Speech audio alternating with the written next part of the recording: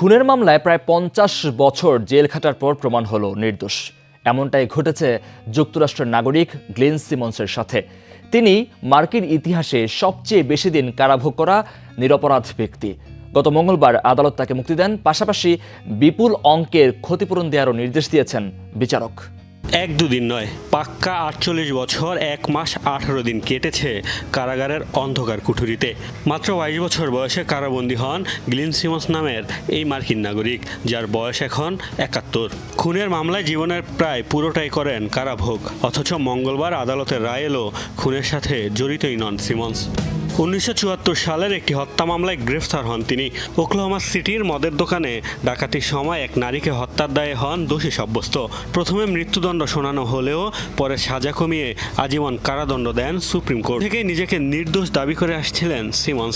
তার দাবি, ঘটনার সময় লুইসিয়ানা